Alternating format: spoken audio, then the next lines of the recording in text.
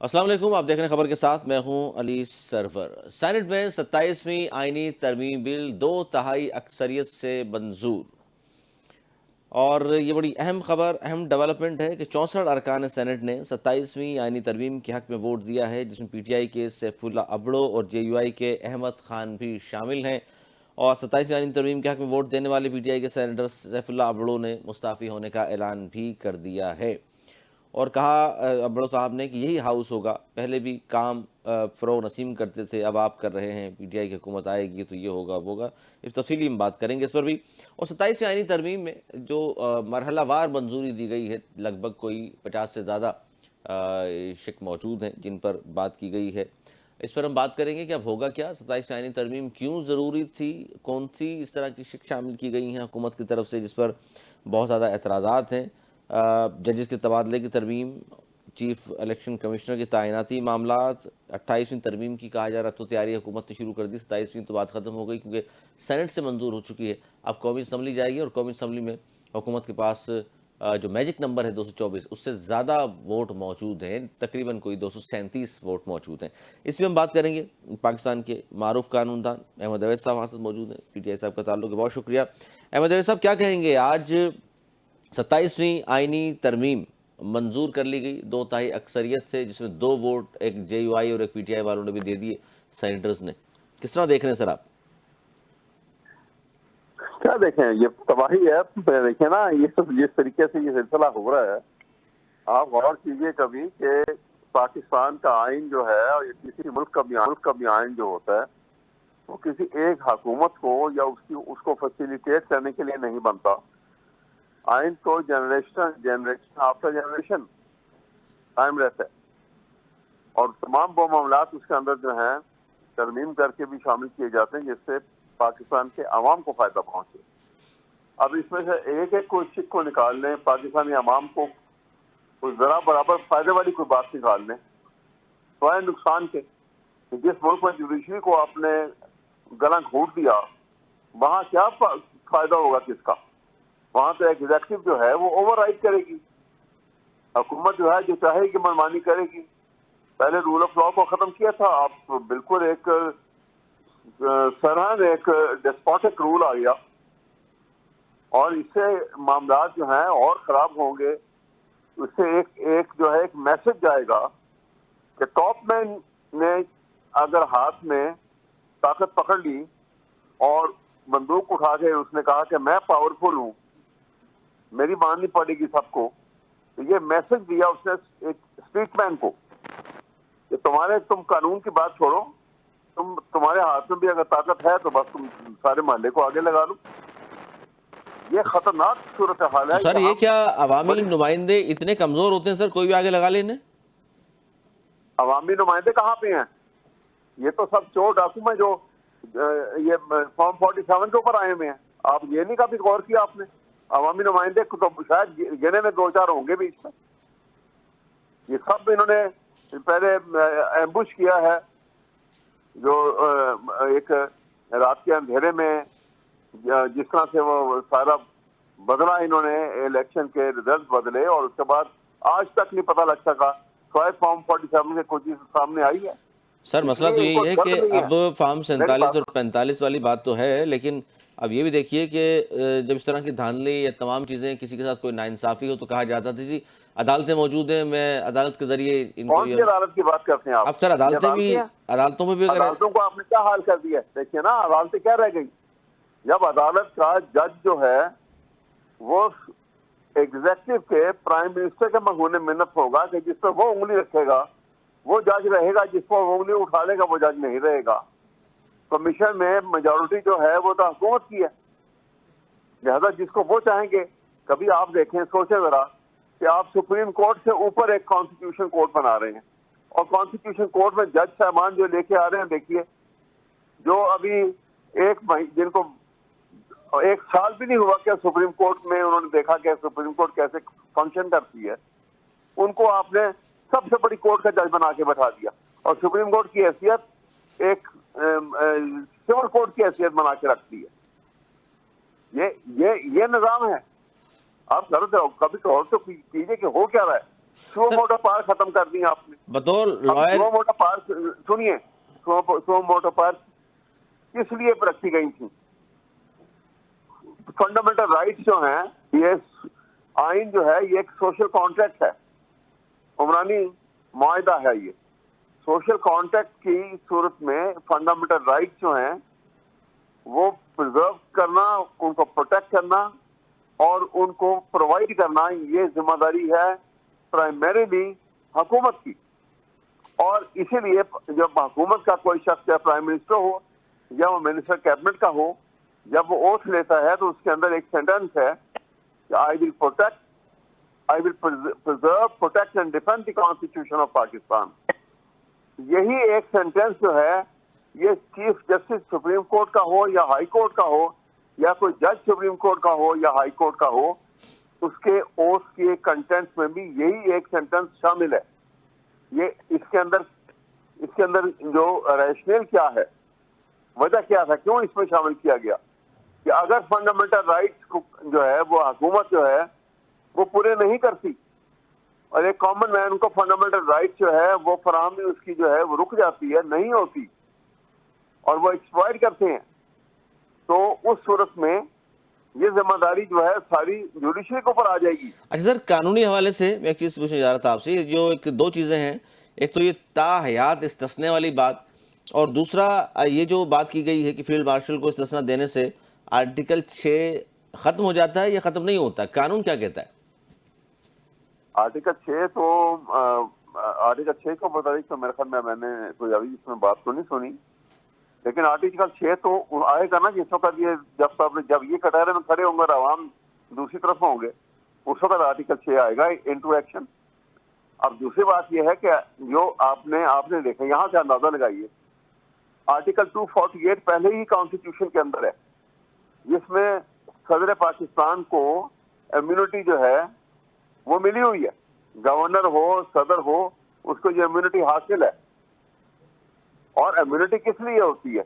وہ ہوتی ہے آفیشیل ڈسچارج آف ڈیوٹی کی ڈیریڈکشن کی یا اس سے کنیکٹڈ میٹر ہوگا تو اس کے لیے اس کو امیونٹی ہے. آپ کیا کر رہے ہیں کہ تا حیات اس کو امیونٹی رہے گی. یہ اندازہ لگائیے کہ کس طریقے سے ساتھ ملانے کے لیے کس انداز کے آپ جو ہے وہ ان کو چکما دے رہے ہیں, ان کو لالچ دے سر رہے ہیں. بالکل, میں اس پہ آتا ہوں. میرے ساتھ نون لیگ کے رانا ارشد صاحب سینئر رہنما ہیں, وہ بھی موجود ہیں. رانا صاحب بہت شکریہ. ایک تو یہ آئینی ترمیم 27 آئینی ترمیم تو منظور ہو گئی, 64 ووٹ حکومت نے حاصل کر لیے, 2 ووٹ ایک جے یو آئی اور ایک پی ٹی آئی کی جانب سے بھی آپ نے قائل کر لیا ان کو, اور انہوں نے ووٹ آپ کو دے دیا. ظاہر ہے اس میں جس طرح بھی بات کر رہے ہیں احمد اویس صاحب کہ اس میں عوام کے حوالے سے تھوڑا سا بتا دیجئے کہ 27ویں آئینی ترمیم میں یہ مرحلہ وار 50 سے زیادہ شقیں شامل کی گئی ہیں, منظوری مل گئی ان کی آپ کو. عوام کے لیے اس میں کیا کچھ ہے, کیا فائدے فیوز و برکات عوام کو حاصل ہو جائیں گے؟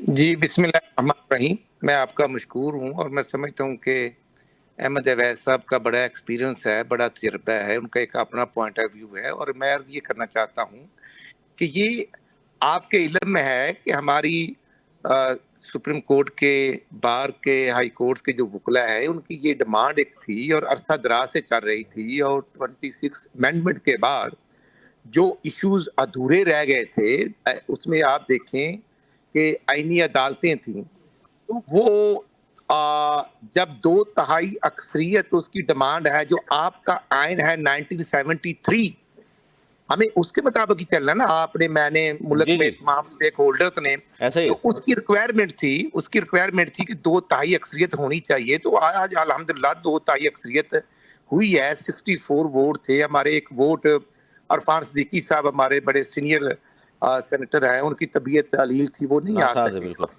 جی اور میں عرض کرنا چاہتا ہوں کہ یہ جو 50-59 کے قریب جو امینڈمنٹ تھی وہ بالکل ہر شک پر وہاں پر ووٹنگ ہوئی ہے, اور 64 ووٹس اپنی سیٹوں سے جو سینیٹر ہیں وہ اٹھ کر کھڑے ہو کر اس کے حق میں ووٹ دیتے رہے ہیں. یہ آپ کی آئینی ریکوائرمنٹ تھی, اور میں سمجھتا ہوں کہ اس میں ملک کی بہتری ہے, سٹیک ہولڈرز کی بہتری ہے, اور میں سمجھتا ہوں کہ جو عوام کو انصاف کے تقاضے ہیں اس میں مزید بہتری آئے گی. اور خدا نہ خواستہ اگر کوئی چیز کوئی بہام ہوگا تو اس کی کلیئرٹی کا وقت ہوتا ہے اور وہ چیزیں پوائنٹڈ ہوتی ہیں اور پھر ان فیوچر وہ رانا صاحب آپ کو نہیں لگتا کہ بہت سارے لوگ سوال اٹھا رہے ہیں کہ جناب دیکھیے جتنی جلدی میں ترامیم آپ پیش کرتے ہیں چھپا کر رکھتے ہیں 26ویں آئینی ترمیم بھی رات کے اندھیرے میں آئی تھی اور 27ویں بھی مسودہ تلاشی کرتے رہے پیپلز پارٹی والے اور دیگر لوگ بھی اور مسودہ اچانک پتہ چلتا ہے پارلیمنٹ میں یا سینٹ میں پیش کیا جائے گا اور وہاں جا کر پتہ چلتا ہے کیا کیا ترامیم ہیں.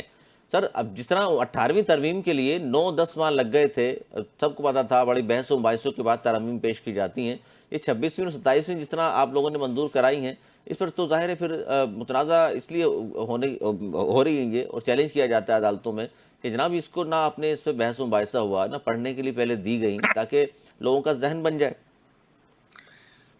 آپ ٹھیک کہہ رہے ہیں لیکن میں عرض یہ کروں گا کہ 18 امینڈمنٹ کے بعد آیا 19 نہیں آئی, 20 نہیں آئی, 21 بالکل آئی آئے ہیں نا, تو ان کا بھی ذکر خیر ہمیں کرنا ہے کہ وہ بھی آئیں.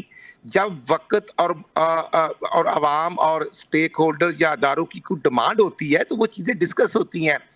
6ویں امینڈمنٹ پہ تھوڑا ورکنگ ہوئی, آپ نے دیکھا کئی ہفتے لگے اور اتنی ڈسکشن ہوئی کہ آپ اور ہم مولانا فضل الرحمان صاحب کے گھر جا رہے ہیں, وہ ہمارے پاس آ رہے ہیں, ہم پی ٹی کی لیڈرشپ سے آن بورڈ تھے, ان کو ریکویسٹ کی کہ یہ چیزیں ہیں, کیس ٹو کیس ہیں, اسٹینڈ اپ کمیٹی کی میٹنگ میں ڈسکشن ہوتی رہی اور اس میں تمام پارٹیز کے ایم این اے حضرات موجود تھے.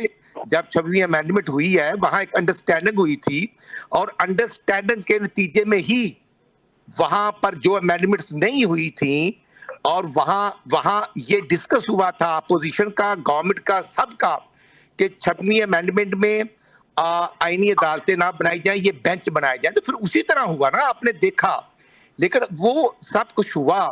اور آپ نے اگر آپ 248 کی بات کریں گے تو وہ نئی بات نہیں ہے.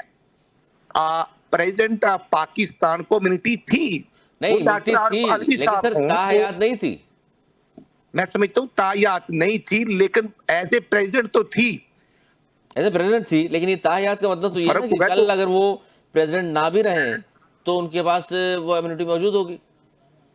نہیں, میں یہ عرض کرنا چاہتا ہوں کہ وہ تو آپ کے سامنے ہے جو اینی ڈسکشن ہو رہی ہے, آپ سب لائیو دیکھ رہے ہیں. دیکھیے ایک اگر تو پرائم منسٹر لیتے, اگر تو پرائم منسٹر لے لیتے, اگر کوئی اور لے لیتے تو آپ ضرور اعتراض آپ کا حق بنتا ہے. پرائم منسٹر بھی لینے والے تھے لیکن بعد میں بنا ہوا ہے. لیکن میں سر ایک اور بات کر رہا ہوں کیونکہ اسلامی جمہوریہ پاکستان ہے نام ہمارا, تو اس پر آج مفتی تقی عثمانی صاحب نے یہ کہا ہے تاحیات کسی کو عدالتی کارروائی سے تحفظ دینا شریعت اور آئین کی روح کے خلاف ہے.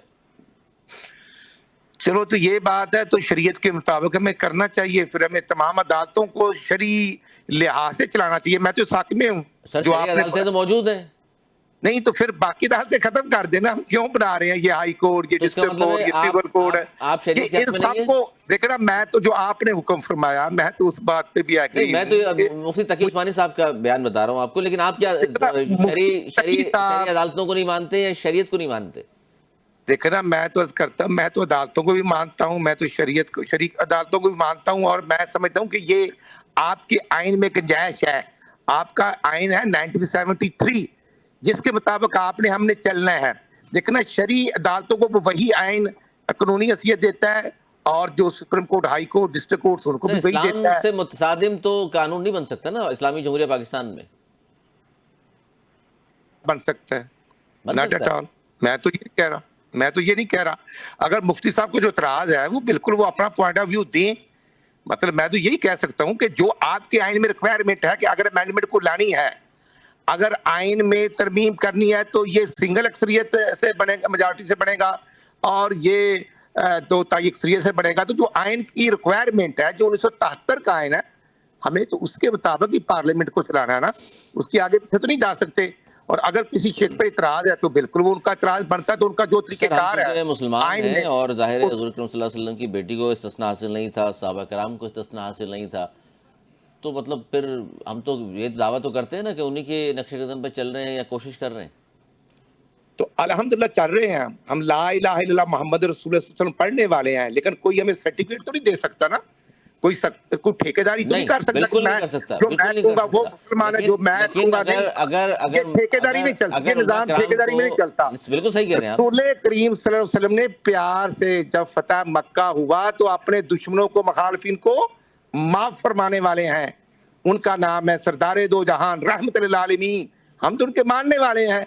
اور اب جب آپ کا 1973 کا اگر آئین آپ سمجھتے ہیں غلط ہے تو آپ کو اس کے خلاف کمپین کرنی چاہیے. ہم بھی آواز اٹھائیں گے کہ یہ 1973 کا جو آئین ہے یہ پاکستان کا آئین نہیں ہے, یہ مغربی ممالک سے آیا ہے, یہ پاکستان نہیں ہے, یہ اسلامی جمہوریہ پاکستان کا آئین نہیں ہے. تو میں بھائی حاضر ہوں, اسلامی جمہوریہ پاکستان کا قانون ہی بڑھنا چاہیے. اور میں سمجھتا ہوں کہ تمام جو مسلم کنٹریز ہیں رسول اکرم صلی اللہ علیہ وسلم, لیکن ہمیں اسلام کو اپنی ذاتیات یا اپنے ذاتی بینیفٹس کے لیے استعمال نہیں کرنا. نہ ہم کر سکتے ہیں, ہم تو بڑے گناہ گار سے لوگ ہیں, لیکن ہمیں ایسی وزیر اعظم نے استثناء لینے سے منع کیوں کر دیا تاحیات؟ جی وزیر اعظم صاحب نے منع فرما دیا استثناء تاحیات لینے سے. تو اس پر آپ کو یا مجھے کیوں پریشانی ہے؟ نہیں مانے, اچھا کیا نا, جو جس نے اچھا کیا یہ تو مانے نا. چلیے میں کہہ رہا ہوں جی اچھا کیا, اس کا مطلب ہے, اس کا مطلب زرداری صاحب نے پھر کیا برا کیا؟ جب وہ آؤٹ آف کنٹری تھے, انہوں نے کیبنٹ کی میٹنگ لی, ایک چیز ڈسکس کیا, لیکن انہوں نے آتے ہی ساتھ کہا کہ نہیں مجھے استثناء نہیں چاہیے. دیکھنا میں سمجھتا ہوں کہ یہ اچھا ہوگا, لینا چاہتے تو وہ لے سکتے تھے. اگر باقی چیزوں میں امینڈمنٹ ہوئی ہے تو یہ بھی ہو سکتا تھا. ہم تو خود اپریشیٹ کر رہے ہیں اس کو, ہم خود اپریشیٹ کر رہے ہیں اس کو, لیکن پھر دیکھیں اگر ہم اپریشیٹ کرتے ہیں شہباز شریف صاحب کی اس بات کو تو پھر زرداری صاحب نے لے لیا, اس کو کیا کہیں پھر ہم؟ جو آپ کا دل کرتا آپ کہہ رہے ہیں, کیونکہ میں تو اس لیے کہتا ہوں کہ وہ پہلے بھی ان کو پریولیج تھا, اور اگر اس میں کوئی 19-20 کا فرق ہو گیا ہے تو وہ فار ایور پریزیڈنٹ جو آئے گا اس کو ہوگا. یہ نہیں ہے کہ پی پی کا پریزیڈنٹ ہے تو اس کو یاد ہے, جو دوسرا آئے گا اس کو نہیں ہوگا. Not at all. جو اس پارٹی سے آئے گا, ڈاکٹر عارف علوی صاحب آئیں گے, ان کو بھی ہوگا. اور باقی جو دیکھنا آج نیازی صاحب اندر ہیں, اور اس سے پہلے ہم گرفتار تھے, یوسف رضا گیلانی گرفتار تھے, زرداری صاحب گرفتار تھے, آج خان صاحب ہے. تو میں اس چیز کو اچھا نہیں سمجھتا.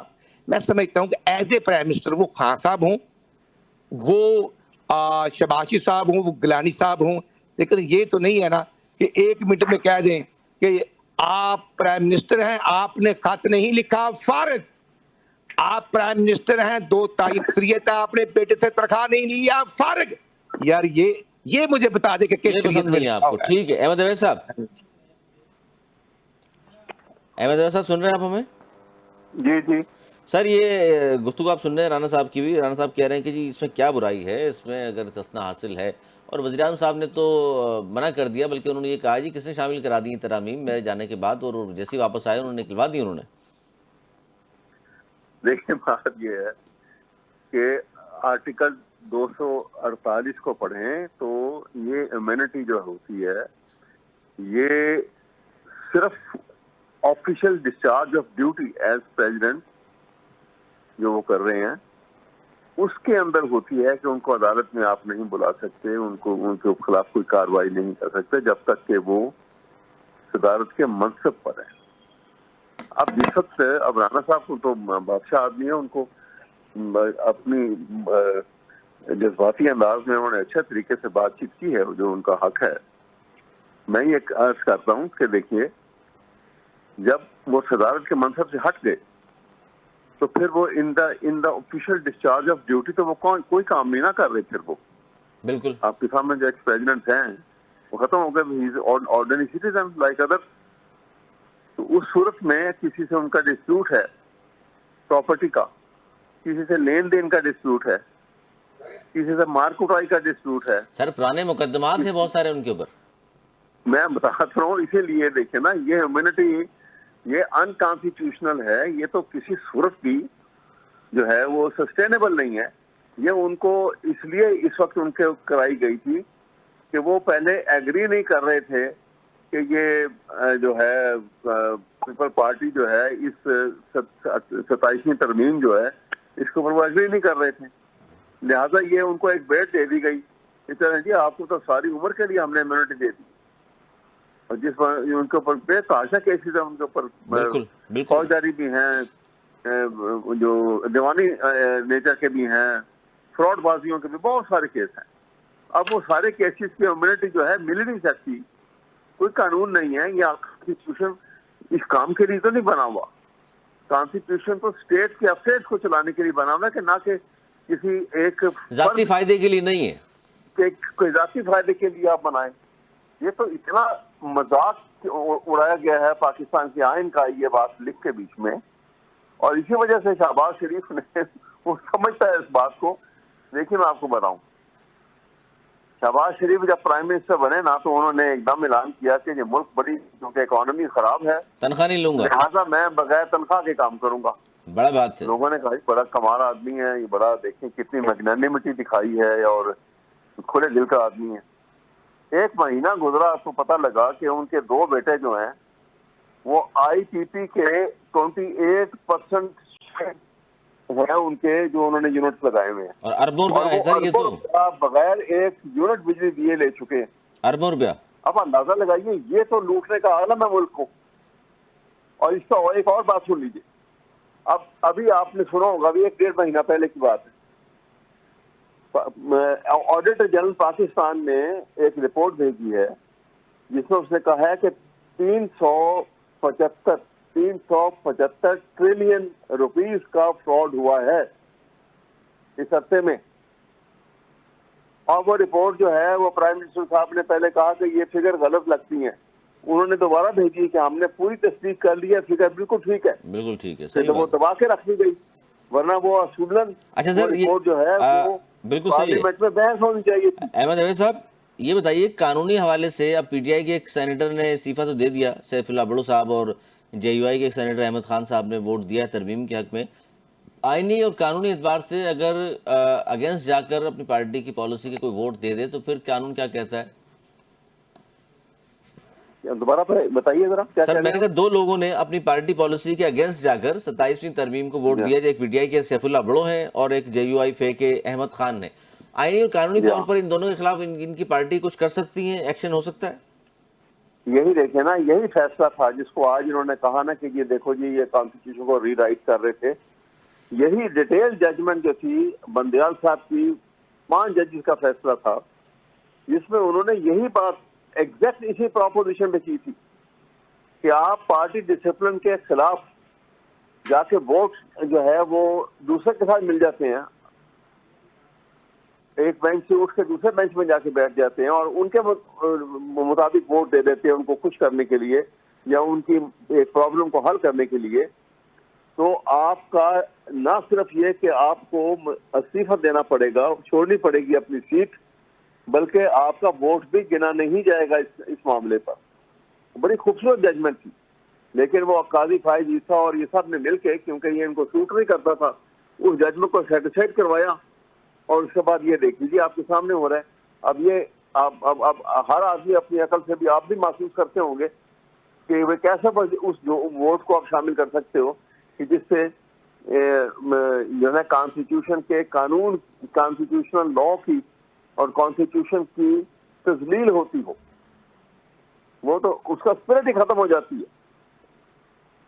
تو میں یہی آپ کے سامنے بتا رہا ہوں کہ بات یہ ہے، یہ ساری باتوں کو سامنے رکھ لیجیے تو سامنے ایک چیز آ جائے گی کہ ایک ہی بات کو سامنے رکھا گیا ہے کہ اس وقت جو یہ حکومت بنی ہوئی ہے جس کی خالق جو ہے وہ اسٹیبلشمنٹ ہے، اور ان کے پیچھے جو شاید ایک آدمی بہت ایمبیشس ہے، ان کی ایمبیشن کو سیٹسفائی کرنے کے لیے جو چاہیں وہ اس وقت کریں گے. اور یہ کیونکہ نان الیکٹڈ لوگ ہیں، ان کو معلوم ہے کہ ادروائز تو یہ پارلیمنٹ کے پاس سے نہیں گزر سکتے تھے.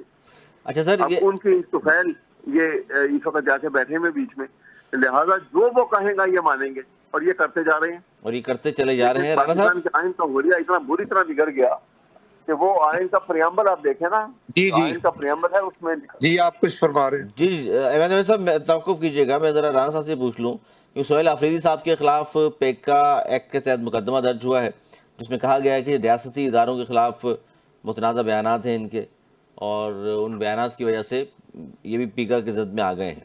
ایک سی ایم ہے ایک پورے صوبے کے، اور ان کے خلاف یہ مقدمہ ہوا ہے. اس پر کیا کہیں گے رانا صاحب آپ؟ ایک تو ملاقات ان کی نہیں کرا کے دے رہے، خان صاحب سے بیچارے ملنا چاہ رہے ہیں وہ، اور کورٹ کا فیصلہ لیے گھوم رہے ہیں، پھر اوپر سے مقدمے بھی آ گئے ان کے اوپر۔ میرے بھائی میں عرض کروں گا، اگر ہم چیف منسٹر ہیں، ہم پرائم منسٹر ہیں، تو اگر جو ہم بات کریں گے تو اس کی ذمہ داری تو ہمارے اوپر ہوگی۔ اسی ملک میں میاں نواز شریف صاحب پرائم منسٹر تھے، 2/3 اکثریت تھی، تو ایک صاحب بہادر نے کہہ دیا کہ بیٹے سے تنخواہ نہیں لی، اور اس جرم میں پرائم منسٹر شپ سے فارغ کر دیا گیا، جبکہ آپ کے ملک میں ایک نائب قاصد کو بھی ٹرمینیٹ کرتے ہیں تو دین وہ اپیلیٹ کورٹ میں اپیل کرتا ہے۔ اور اگر چیف منسٹر یا میں یا کوئی ہم اپنے ازلی دشمن انڈیا کی بولی بولیں گے، ہم اپنی فورسز، اپنی اسٹیٹ کے جو ذمہ داران ہیں ان کے خلاف بیان دیں گے، ہم شہداء کے مزاروں پر ان کے قبروں پر حملے کریں گے، تو یہ کون سی بہادری ہے؟ یہ کون سی ذمہ داری نبھا رہے ہیں؟ یہ کون سا عوام کا ایجنڈا ہے جس پر آج دیکھنا کہ افغانستان کی باؤنڈری جو ہے 2700 کلومیٹر، وہاں پر خیبر پختونخوا کی گورنمنٹ کا رول پلے کیا ہے؟ وہاں کے لوگ جو ہیں، جو رورل ایریا ہے، ساتھ اٹیچ ہے، وہاں دن رات حملے ہوتے ہیں، سینکڑوں لوگ اللہ کو پیارے ہو چکے ہیں، سینکڑوں افواج پاکستان کے بیٹے شہید ہو چکے ہیں، ادھر سے وار ہوتا ہے، اور یہ کہتے ہیں کہ ہم ان کے ساتھ بیٹھ کر بات کریں گے۔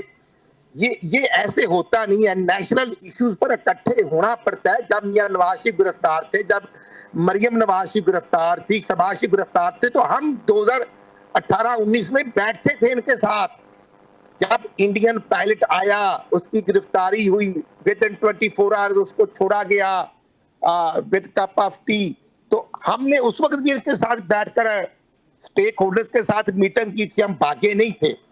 اب ایشو یہ ہے، ہم نیشنل کونسل کی میٹنگ میں بلاتے ہیں، سیکورٹی کونسل کی میٹنگ میں تو وہ نہیں آتے، اور وہ NFC ایوارڈ کے تحت اربوں روپے تو لے رہے ہیں، نہ وہ عوام کے ایشوز کو ٹیک اپ کرتے ہیں۔ وہاں law and order out of control ہے، پولیس والے بے یار و مددگار ہیں، جو شہداء ملک کے اندر لا اینڈ آرڈر مینٹین کرنے کے لیے شہید ہو رہے ہیں، ان کے نماز جنازے تک میں وہاں کی کوئی گورنمنٹ نہیں آتی۔ آپ health, education, law and order وہاں جا کر دیکھ تو لیں، وہ بلین ٹریز کہاں گئے جو انہوں نے کروڑوں روپے کروڑوں درخت لگانے تھے؟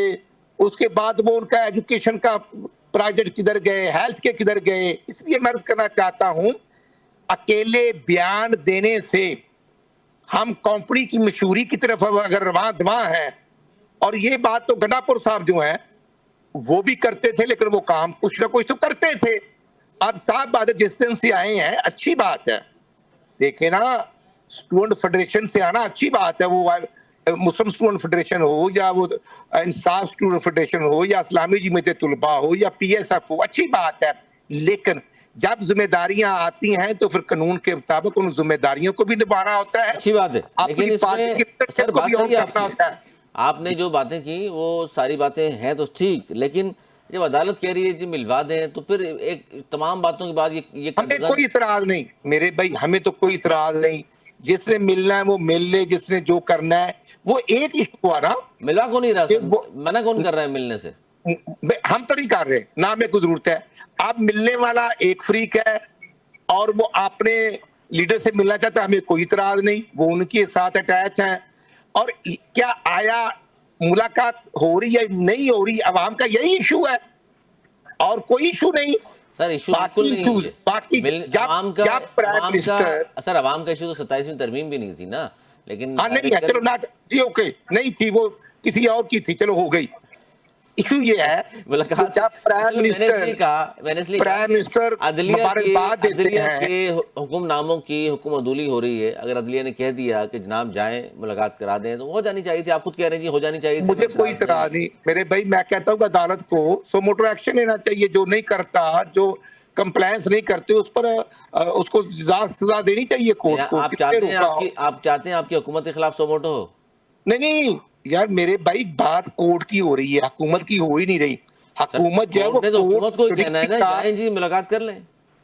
میرے بھائی میں یہ عرض کر رہا ہوں، آپ نے فرمایا کہ کورٹ کا آرڈر ہے، میں یہ عرض کر رہا ہوں کہ جو کورٹ کے آرڈر ان کی کمپلائنس ہونی چاہیے. اگر اینی ہو کوئی رکاوٹ ہے تو وہ اس کو دوبارہ ان کا جو لیگ ہے وہ وہاں جا کر اس کو دوبارہ ریویو کر سکتے ہیں, دوبارہ کورٹ میں جا سکتے ہیں, دوبارہ ڈائریکشن جاری ہو کورٹ میں سکتی جا. ٹھیک ہے. اس میں ایم ایل اے سے بات رانا صاحب جو کر رہے ہیں کہ جی اگر لگتا ہے ان کو کہ یہ عدالت کی توہین ہوئی ہے ان کے فیصلوں کی تو عدالت سے دوبارہ رجوع کر لیں. عدالت کون, آپ کس عدالت کی بات کر رہے ہیں آپ؟ جہاں پہ کانسٹیٹیوشن کورٹ بنا ہے جو سب سے بڑی عدالت بنا دی ہے, سپریم کورٹ سے بھی اوپر, اور اس میں جو جج بٹھائے گئے ہیں وہ ان کو ابھی 1 سال بھی نہیں ہوا سپریم کورٹ کے اندر داخل ہوئے. کیا بات کر رہے ہیں آپ؟ عدالتیں تھوڑی ہیں, آپ تو تنخواہ دار بیٹھے ہوئے وہاں پر, یہ کیا کریں گے اور کیا کر سکتی ہیں؟ معاملات تو دوسری. لیکن نون لیگ کو سر دیکھیے رانا صاحب جو کہہ رہے ہیں نا, وہ ہمیں تو کہہ رہے ہیں اعتراض ہی نہیں ہے ملنے, ہمیں تو اعتراض نہیں, جو ملنے نہیں دے رہے آپ جانے وہ جانے. کس کا عدالت فیصلہ دیکھیے, اتنی اتھارٹیٹیو عدالت کے بے اختیاری کا ثبوت آ رہا ہے. عدالت لکھ کے دے رہی ہے, عدالت نے حکم نامہ صادر کیا ہوا ہے, اور جیل سپرنٹینڈنٹ جو ہے وہ اتنا طاقتور ہو گیا کہ وہ کہتا ہے کہ میں نہیں ملنے دیتا. اس کے پیچھے کون ہے؟